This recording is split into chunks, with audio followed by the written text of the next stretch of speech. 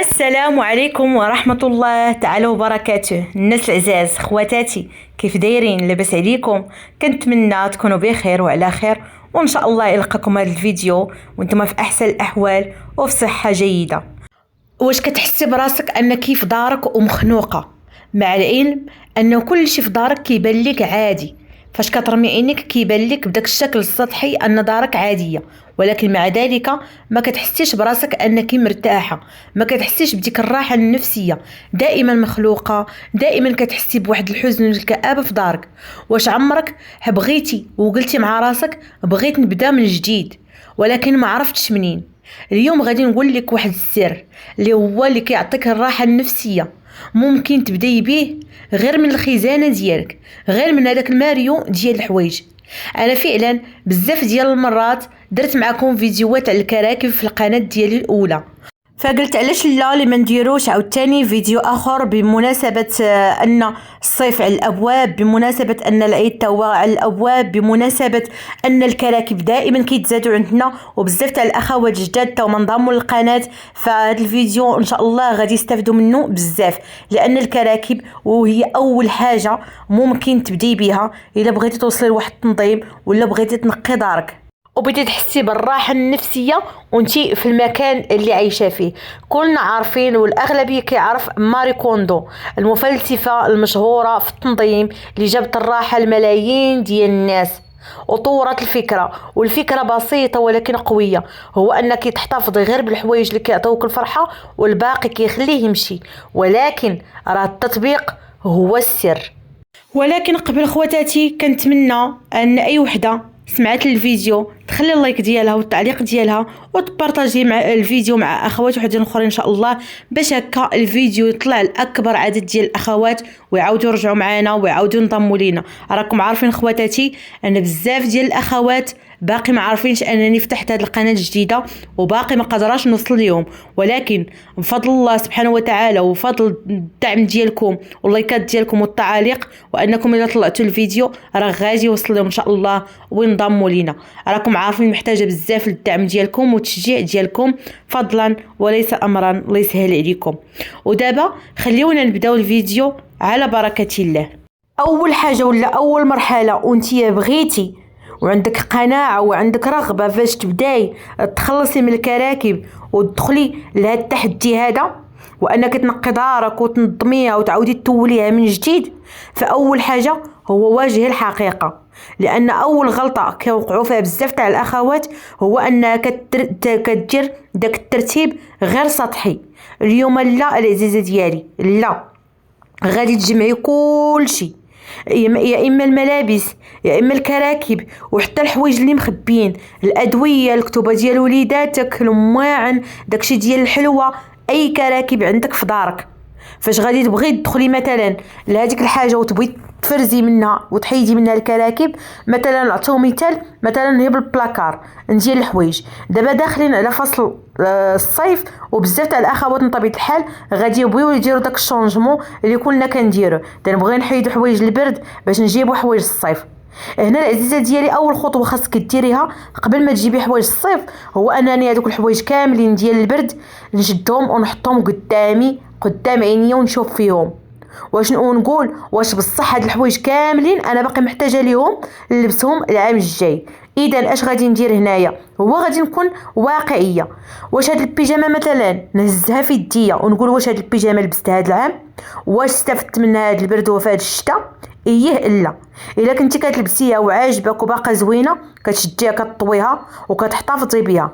كان شي حاجه ما عجبكش ما لبستيهاش اصلا، انت ما لبستيهاش، داز هاد البرد كامل وما لبستيهاش، داز هاد الشتاء كامل وما لبستيهاش، اذا انا علاش غادي نخليها؟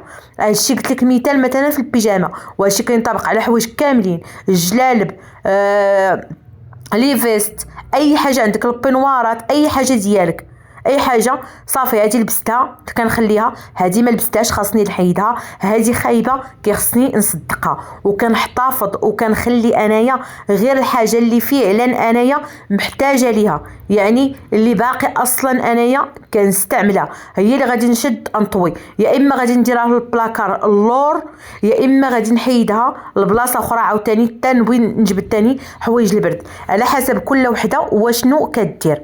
صافي عاد غادي نجيب حوايج الصيف حتى هما غادي نطبق عليهم نفس الحاجه، غادي نشدهم نكدسهم قدامي كاملين ونبقى كنفرز.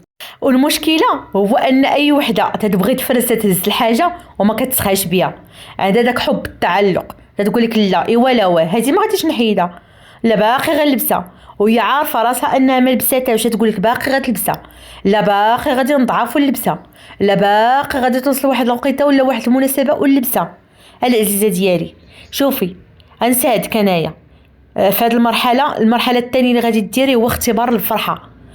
نشد الحاجه في يديا ونسول راسي، مثلا نهز هذيك الجلابه في يديا ونسول راسي واش هاد الجلابه كتفرحني، سمعتيها مزيان، واش كتفرحني؟ ماشي نهزها ونقول لا راه حنت غاليه، ولا حنت مازال جديده، ولا حنت ممكن انا نحتاجها واحد النهار. هذه هي الحاجه اللي غادي تخلي كل شيء وحتى حاجه ما غادي تقدري تخلصي منها، كل شيء غادي تبقاي معنقه وشاده تما ومسبب لك واحد الكركبه وشاد لك واحد المساحه. لا العزيزه ديالي ما تقوليش غاليه ولا جديده ولا ممكن نحتاجها ولا واحد النهار غادي نلبسها. سؤال واحد وغيفرق لك الجوقه مع هذاك الشيء كامل. سؤال واحد هو واش هاد الحاجه كتفرحني، واش هاد الحاجه كنلبسها وكنبان في الانوثه ديالي، واش هاد الحاجه كنلبسها وكنبان كالنواره المتفتحه كالوريضه، واش هاد الحاجه كنلبسها وكنحس بالثقه في النفس وكنحس براسي انني مرتاحه. صافي الا كان الجواب نعم فراتك هي اللي غادي نخليها، والا كان الجواب لا فقولي ليها شكرا وخليها تمشي. خاصك تعرفي انك انتي محتاجه للحاجه اللي كتساعدك وكتساعدك في نفس الوقت، ما محتاجاش للحاجه اللي اصلا ما كتجيش معاك، وما محتاجاش للحاجه اللي اصلا بغيتي تشدي بها واحد المساحه اللي كبيره ومسببه لك سوء التنظيم ومسببه لك الضغط والكراكب، وفي نفس الوقت تقولي الراجل شري لي شي حاجه يقول لك راه الماريو عامر بالحوايج، الماريو بيطيح بالحوايج باش عامر، ما كاينه حتى حاجه زينه. في نهايه المطاف تتحلي تلقي راسك تقولي راه انا ما عندي والو، ما عندي كاع ما نلبس، تلقاي جوج بياسات ولا ثلاثه ولا وحده هي اللي زينه وعليها الهمه والشان، وداكشي الاخر لاش هي باش نتسمى انا عندي الحوايج جوج حاجات ولا ثلاثه زوينين كيجيو معايا حسن ما يكون عندي 100 لبسه حتى حاجه ما كتجي معايا. صافي فهمتي يا اختي؟ ودابا انا وصلت لك الفكره وعاونتك كيفاش تقدري انك تختاري، وهذا الشيء طبعا ما كينطبقش غير على حوايجك، هذا الشيء كتطبقيه على حوايجك، على حوايج راجلك، على حوايج وليداتك، على الصواندر اللي عندك في الدار، على السيكان، على الماعن، على دوك المعالق، على الكيسان، على الدنيا اللي عندك كامله في الدار، كامله اللي عندك في الدار، كل نهار ولا كل مره غادي تخصيه لواحد البلاصه، وهكذا تتبقي غاديه في دارك حتى كتخلصي من جميع الكراكيب. فين ما كانت عندك شي كركوبه راكي كتخلصي منها وكتهناي وكترتاحي. ودابا غادي ندوزو لاصعب مرحله، اصعب حاجه هما الحوايج العاطفيه. ودابا قولوا لي بصراحه شكون اللي باقي محافظه على حوايج ديك الساعه يلاه تزوجات، يعني شي بيجامه، شي قفتان، شي جلابه، يعني باقا محافظه بيهم، محافظه عليهم، يا اما ديال العرس يا اما فاش كانت صغيره شي حاجه مثلا ولا شي كادو كان جابوا لها الزوج ديالها، يعني من زمان. فاش كنقول زمان يعني دازت عليه 10 سنين 14 عام 18 عام وباقي مخبياه. كاينه اللي مخبيه بزاف ديال التصاور، كاينه اللي مخبيه هدايا، يعني اشياء كترجعك لواحد الماضي معين، كاينه اللي مخبيه حويجات ديال شي شخص توفى ليها. اللي بغيت نسولك هنايا ما غاديش نقول لك انك تخلصي منهم بطبيعه الحال، لانه غادي تكون واحد الحاجه اللي عزيزه عليك وبينك وبينها شي ذكريات. السؤال اللي غادي نسولك ونخليك نتيا بالضبط انك انت اللي غادي تقرري هو اشنو هنا غادي يبان لك الفرق. واش هاد الحوايج مثلا ولا هاد الهدايا ولا هاد الاشياء اللي انت محتفظه بهم وكيرجعوك لواحد الماضي معين كيف ما قلنا، واش هاد الاشياء هادي اللي محتفظه بها واش كتعاونك انك تكبري؟ واش كتعاونك انك تكوني فرحانه وتتكوني سعيده، ولا كتشدك اللور وكتخليك تحسي بالحزن وكتخليك تحسي بالبكاء وكتخليك انك تمرضي؟ من طبيعه الحال دابا الحل كيرجع ليك، لان الا كانت شي حاجه اللي كتخليك انك تحسي بالسعاده والراحه والهنا والضحكه والنشاط وكتفكرك في شي حاجه اللي زوينه، فحاولي العزه ديالي انك تخليها. ولكن الا كانت شي حاجه اللي كتسبب لك الحزن وكتمرضك ودازو على سنين ومنين وانتي كتشوفيها وكتفكري واحد المأساة ولا كتفكري واحد الواقعه اللي وقعت لي خايبه، وبالتالي كترجعي وكانه هي دازت عليها 18 عام ولا 20 عام وكتفكريها وتتقولي وكانها غير البارح. اذا علاش كتأذي راسك؟ هذا هو السؤال، علاش محتفظه بها وكتأذي راسك؟ علاش ما تخلصيش منها وتخلصي من العذاب وتعيشي حياتك؟ لان في نهايه المطاف راه غير ذكرى قديمه، شي حاجه فاتت من الماضي. الا كنت تسبب لي انا المعاناه، علاش انا غنأذي راسي ونبقى كنجرح راسي ونعيش راسي في العذاب؟ علاش؟ دابا القرار كيرجع ليك. ودابا ندوزو للمرحله الاخرى ولا المرحله الرابعه، هو التنظيم الذكي السر ديال اليابانيين. من بعد ما تنقي كيبدا الجمال. يا العزيزه ديالي، كيبدا الجمال في دارك. وعرفي بلي ان اليابانيين راه ما كيكدسوش، ما كيبقاوش كدس كدس كدس، كيخليو كل حاجه تبان. يعني حوايجك طويهم بواحد الطريقه اللي تكون مثلا يا اما واقفه على حسب ورتبي حسب النوع، باش هكا المساحه تخليها انها تنفس.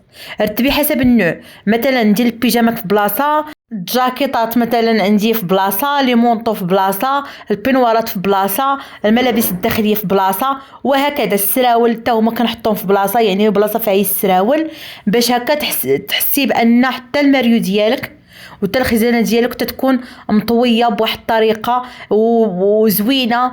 فاش ديري اصلا حسب النوع، عرف فاش كتبغي الحاجه كتمشي لها ديالك، تتعرفي مثلا هاد السراول كاينين هنا، الملابس الداخليه كاينه هنا، البنوارات ديالي كاينين هنا، البيجامات كاينين هنا، يعني كيبان داكشي منظم. وفي نفس الوقت انت فاش تبغي الحاجه كتسهل عليك، ما كتبقايش جالسه وكتروني باش تقلبي انت مثلا على داك الكولون، تبقاي انت تقلبي الماريو كامل باش تلقاي الكولون. فهمتي اش بغيت نوصل لك؟ يعني فاش غترتبي حسب النوع راه غادي تكون عندك المساحه، اولا غتولي عندك مساحه، وفي نفس الوقت غادي تحيدي على راسك داك كثره الروينه والترباج وكل حاجه كتبان شاده بلاصتها، وغادي تحسي براسك ان دارك ولات خفيفه وحتى القلب ديالك. ودابا خليونا ندوزو للمرحله الخامسه، هي الكراكب الحقيقيه. راه ما كايناش غير في دارك فقط، راه كاينه حتى في العقل ديالك.